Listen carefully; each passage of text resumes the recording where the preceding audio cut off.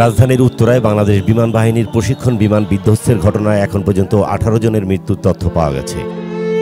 সোমবার দুপুর 1:06 বিমান বাহিনীর F-7 BGI প্রশিক্ষণ বিমানটি উড্ডয়ন করে। এরপরই সেটি বিধ্বস্ত হয়। বিমানটি মাইলস্টোন স্কুলের হায়দার হল নামের একটি ভবনের ক্যান্টিনের ছাদে গিয়ে আছড়ে পড়ে। এ ঘটনায় হতাহতের সংখ্যা আরও বাড়তে পারে বলে আশঙ্কা করা হচ্ছে।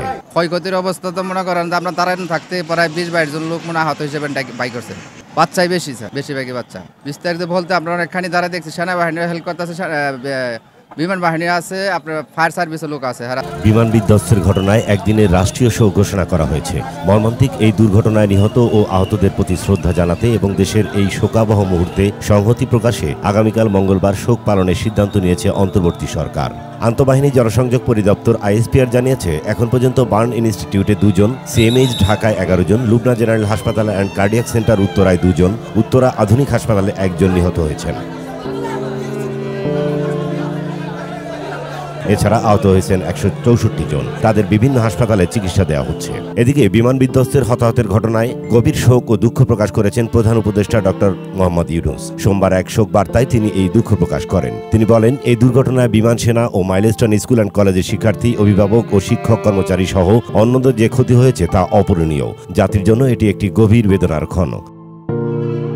আমি আহতদের দ্রুত আরোগ্য কামনা করছি এবং সংশ্লিষ্ট হাসপাতাল সহ সকল কর্তৃপক্ষকে সর্বোচ্চ গুরুত্ব দিয়ে পরিস্থিতি মোকাবিলার নির্দেশ প্রদান করছি। সরকার দুর্ঘটনার কারণ অনুসন্ধানে প্রয়োজনীয় ব্যবস্থা গ্রহণ করবে এবং সব ধরনের সহায়তা নিশ্চিত করবে বলে আশ্বাস দেন প্রধান উপদেষ্টা। অন্যদিকে শিক্ষা প্রতিষ্ঠানে বিমান দুর্ঘটনার খবরে স্বজনদের অনেকেই ঘটনাস্থলে ছুটে গেছেন। তাদের আহাজারিতে সেখানকার পরিবেশ ভারী হয়ে উঠেছে। অনেকে প্রিয় মুখের সন্ধানে এদিক ওদিক হন্য হয়ে ছুটছেন। জাতীয় বার্ন অ্যান্ড প্লাস্টিক সার্জারি ইনস্টিটিউটে একের পর এক অ্যাম্বুলেন্সে করে আসছে দগ্ধরা। তাদের সঙ্গে আসা স্বজনদের ভিড় আর আহাজারিতে ভারী হয়ে উঠছে বার্ন ইনস্টিটিউটের মূল চত্বর। স্বজনদের চাপ সামলাতে হিমশিম খাচ্ছেন পুলিশ ও আনসার সদস্যরা। হাসপাতাল কর্তৃপক্ষ জানিয়েছে, ইনডোর ও ইমার্জেন্সি ওয়ার্ডে নেওয়া হচ্ছে অতিরিক্ত ক্রিটিক্যাল দগ্ধ রোগীদের। অতিরিক্ত চাপ সামাল দিতে জরুরি ভিত্তিতে কয়েকটি কনফারেন্স রুম ও স্টাফ ওয়ার্ডও চিকিৎসার কাজে ব্যবহার করা হচ্ছে।